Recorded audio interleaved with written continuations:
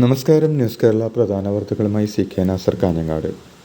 ആലപ്പുഴ കളർക്കോട് ചങ്ങനാശ്ശേരി മുക്ക് ജംഗ്ഷനിൽ കാറും KSRTC ബസ്സും കൂട്ടിയിടിച്ച് 5 വിദ്യാർത്ഥികൾ മരിച്ചു. ആലപ്പുഴ മെഡിക്കൽ കോളേജിലെ വിദ്യാർത്ഥികളായ പാലക്കാട് സ്വദേശി ശ്രീദീപ്, ലക്ഷദ്വീപ് സ്വദേശി മുഹമ്മദ് ഇബ്രാഹിം, കണ്ണൂർ സ്വദേശി മുഹമ്മദ് ജബ്ബാർ, ആലപ്പുഴ സ്വദേശി ആയുഷ് ഷാജി, മലപ്പുറം സ്വദേശി ദേവാനന്ദ് എന്നിവരാണ് മരിച്ചത്. ഗുരുവായൂർ കായംകുളം ഫാസ്റ്റ് പാസഞ്ചർ ബസ്സും കാറും തമ്മിൽ നേർക്കുനേർ കൂട്ടിയിടിക്കുകയായിരുന്നു.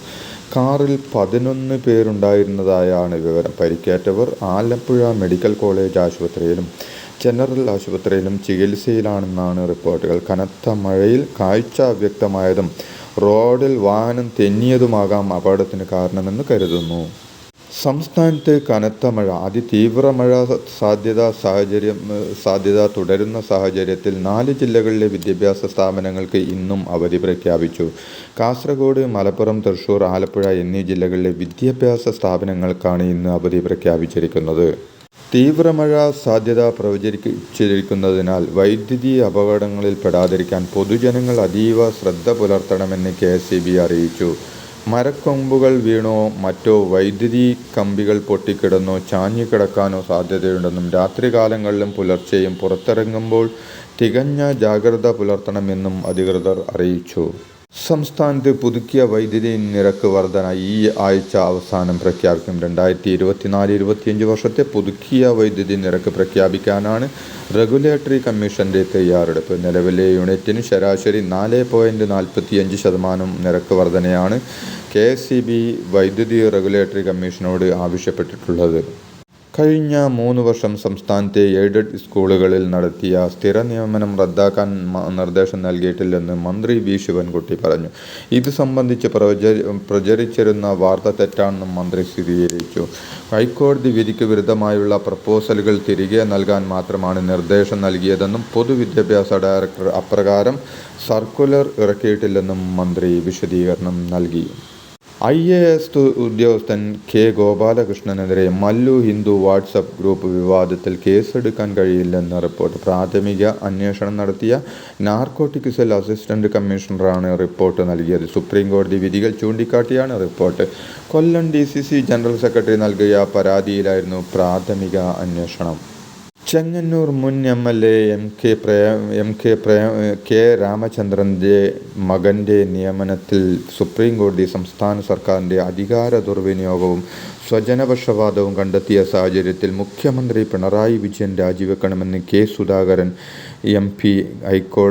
MP ആവശ്യപ്പെട്ടു. ഹൈക്കോടതി റദ്ദാക്കിയ നിയമനമാണ് സുപ്രീം കോടതിയും ശരിവെച്ച്. പരമോന്നത കോടതിയിൽ നിന്ന് വരെ തിരിച്ചടി കിട്ടിയ മുഖ്യമന്ത്രിക്ക് ഇനി അധികാരത്തിൽ തുടരാൻ അർഹതയില്ലെന്ന് സുധാകരൻ പറഞ്ഞു. ഓർത്തഡോക്സ് യാക്കോബായ തർക്കത്തിലുള്ള പള്ളികൾ ബലം പ്രയോഗിച്ച് ഏറ്റെടുത്ത് ഒരു വിഭാഗത്തിന് കൈമാറുന്നത് സഭാതർക്കം പരിഹരിക്കുന്നതിനുള്ള ശാശ്വത പരിഹാരമല്ലെന്ന് കേരളം സുപ്രീം കോടതിയിൽ പറഞ്ഞു. ഓർത്തഡോക്സ് യാക്കോബായ തർക്കം പരിഹരിക്കാനുള്ള ശ്രമം തുടരുകയാണെന്നും പള്ളികളുമായി ബന്ധപ്പെട്ട തർക്കം പരിഹരിക്കാൻ 6 മാസത്തെ സമയം കൂടി അനുവദിക്കണമെന്നും കേരളം സുപ്രീം കോടതിയോട് ആവശ്യപ്പെട്ടു. സംസ്ഥാനത്ത് അതിതീവ്ര മഴ തുടരും. അതിതീവ്ര മഴ മുന്നറിയിപ്പിന്റെ പശ്ചാത്തലത്തിൽ 5 ജില്ലകളിൽ റെഡ് അലർട്ട് പ്രഖ്യാപിച്ചു. കാസർഗോഡ്, മലപ്പുറം, കോഴിക്കോട്, വയനാട്, കണ്ണൂർ എന്നീ ജില്ലകളിലാണ് റെഡ് അലർട്ടുള്ളത്. ശക്തമായ മഴയ്ക്ക് സാധ്യതയുള്ളതിനാൽ എറണാകുളം, ഇടുക്കി, തൃശൂർ, പാലക്കാട് ജില്ലകളിൽ ഓറഞ്ച് അലർട്ടും പ്രഖ്യാപിച്ചിട്ടുണ്ട്. പാർട്ടി സമ്മേളനങ്ങൾക്കിടെ പ്രാദേശിക തലത്തിൽ നിലനിൽക്കുന്ന വിഭാഗീയതയിൽ കടുത്ത അതൃപ്തിയുമായി CPM സംസ്ഥാന നേതൃത്വം. സമ്മേളന പരിപാടികൾ അലങ്കോലമാക്കും വിധം പ്രശ്നങ്ങൾ ഉണ്ടാക്കിയവർക്കെതിരെ കടുത്ത നടപടിയുണ്ടാകും. കരുനാഗപ്പള്ളിയിലും തിരുവല്ലയിലും കൊഴിഞ്ഞാമ്പാറയിലും അമ്പലപ്പുഴയിലും ഉണ്ടായ തർക്കങ്ങൾ അവഗണിക്കാൻ കഴിയുന്നില്ലെന്നതല്ലെന്നാണ് വിലയിരുത്തൽ. സന്ദീപ് വാര്യർക്കെതിരെ കൊലവിളി മുദ്രാവാക്യം വിളിയുമായി കണ്ണൂർ അഴീക്കോടാണ് സന്ദീപ് വാര്യർക്കെതിരെ ഭീഷണി മുദ്രാവാക്യം വിളിച്ച് യുവമോർച്ച പ്രകടനം നടത്തിയത്. ഒറ്റുകാരാ സന്ദീപെ, പട്ടാപ്പകലിൽ പാലക്കാട് നിന്നെ ഞങ്ങൾ എടുത്തോളാം എന്ന് പലതവണ ഭീഷണി മുദ്രാവാക്യം വിളിച്ചുകൊണ്ടാണ് പ്രകടനം നടത്തിയത്. BJPയുടെ അസഹിഷ്ണുതയുടെ ഏറ്റവും വലിയ തെളിവാണ് ഇതെന്നും താൻ അവിടം വിട്ടത് ശരിയായ തീരുമാനമായിരുന്നുവെന്ന് വ്യക്തമായെന്നും സന്ദീപ് വാര്യർ പ്രതികരിച്ചു. ജി സുധാകരന് ആരോഗ്യ പ്രശ്നങ്ങൾ ഉള്ളതുകൊണ്ടാണ് AICC general secretary KC Venugopal വീട്ടിൽ പോയി കണ്ടതെന്ന് കരുതുന്നില്ലെന്ന് KV തോമസ്. താൻ അദ്ദേഹത്തെ 2 ദിവസം മുൻപ് വരെ കണ്ടിരുന്നുവെന്നും ഒരു കുഴപ്പവുമില്ലെന്നും KV തോമസ് പറഞ്ഞു. എന്നാൽ സുധാകരൻ ഉറച്ച കമ്മ്യൂണിസ്റ്റാണെന്നും ആരെങ്കിലും വീട്ടിൽ ചെന്നതുകൊണ്ട് മാറ്റമുണ്ടാകുമെന്ന് കരുതുന്നില്ലെന്നും KV തോമസ് പ്രതികരിച്ചു.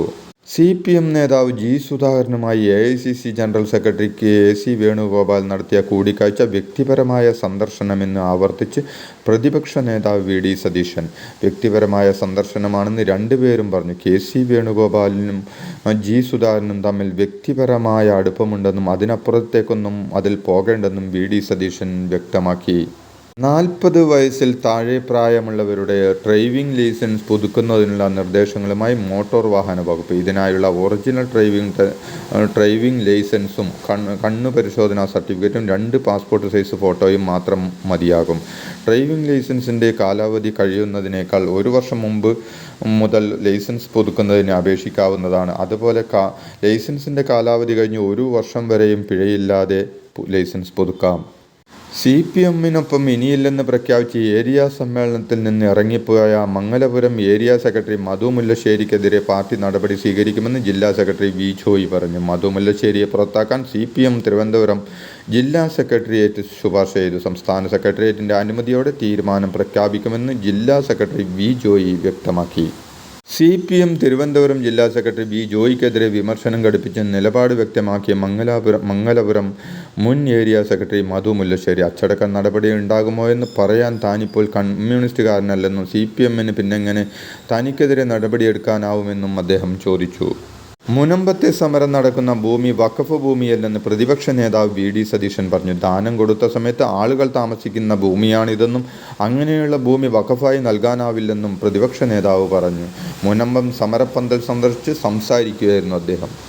ലോക സർവ്വമത സമ്മേളനത്തിൽ പങ്കെടുക്കാനായി റോമിലെത്തിയ പാണക്കാട് സയ്യിദ് സാദിഖ് അലി ശിഹാബ് തങ്ങൾ ഫ്രാൻസിസ് മാർപ്പാപ്പയുമായി കൂടിക്കാഴ്ച നടത്തി. കൂടിക്കാഴ്ചയ്ക്കിടെ ഇസ്ലാമിക കലയെയും വാസ്തുകലയെയും സംബന്ധിച്ച പുസ്തകം പാണക്കാട് സയ്യിദ് സാദിഖ് അലി ശിഹാബ് തങ്ങൾ മാർപ്പാപ്പയ്ക്ക് കൈമാറി.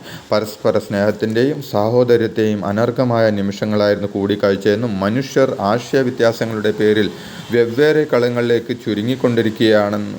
ചുരുങ്ങിക്കൊണ്ടിരിക്കുന്ന ലോക സാഹചര്യത്തിൽ പരസ്പരത്തിൻ്റെയും സഹവർത്തിത്വത്തിൻ്റെയും സന്ദേശം പകരുന്ന കൂടിക്കാഴ്ചയും പവിത്രമാണെന്നും തങ്ങൾ പറഞ്ഞു.